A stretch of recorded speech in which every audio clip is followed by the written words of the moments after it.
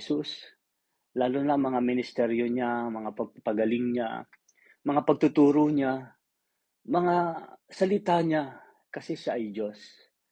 At isang bagay na kapag narinig po natin yon, may kakaibang mangyayari sa atin kung ang puso natin ay talagang naghahanap tayo ng ng Diyos.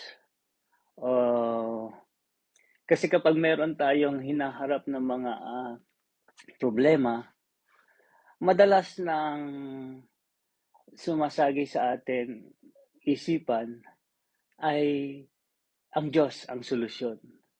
Kaya itong babaeng ito, hinanap niya.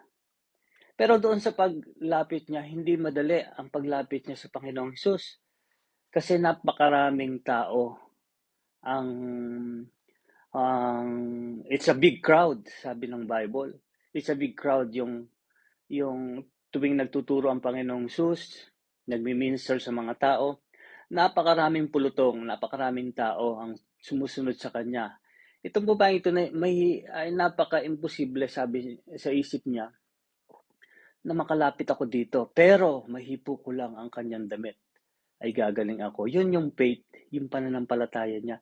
Kasi nung marinig lang niya yung tungkol sa Panginoong Hesus na nagpapagaling, isang bagay na mabubuo na yung kanyang pananampalataya, lalo na sa kanyang sitwasyon na mayroon siyang karamdaman. Na mahawakan ko lang yung kanyang laylayan ng damit ay gagaling ako. Isang pahayag ng pananampalataya na talagang ito lang ang solusyon. Kasi sabi sa ating text, napakarami niyang sinubukan na manggagamot, pero hindi siya gumaling. Maraming tumingin sa kanya, naubos na ang kanyang mga ari-arian, ngunit hindi pa rin siya napabuti kahit konti. At bagkus ay lalo pa ngang lumubha.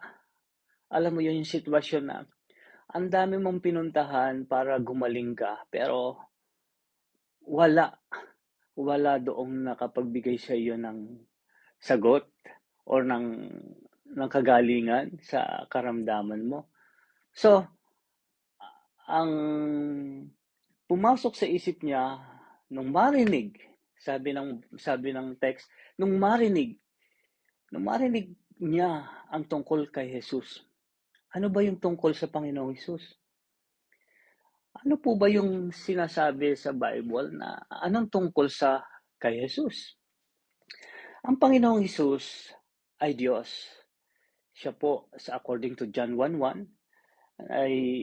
siya ay Diyos.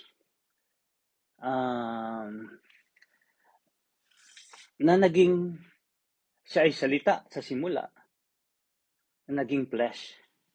So, it means, may mga prophecy or may mga prophecies sa Bible, sa Old Testament, na darating ang Mesiyas na tagapagligtas.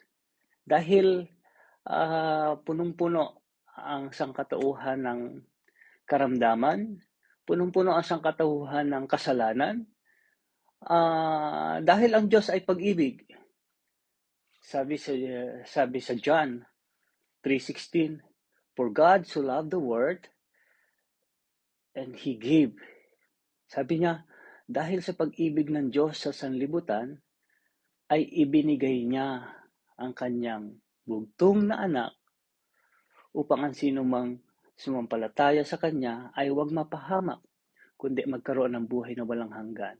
Dahil sa pag-ibig ng Diyos sa sangkatauhan, na ang sangkatauhan ay napuno ng kasalanan, napuno ng karamdaman. Kaya, iyon ang purpose kung bakit nandito ang Panginoong Hesus, nagkatawang tao. Kasi kung hindi siya magkakatawang tao, hindi matutugunan yung pagtubos ng kasalanan ng tao. Kasi ang tanging pamamaraan lang ay magkatawang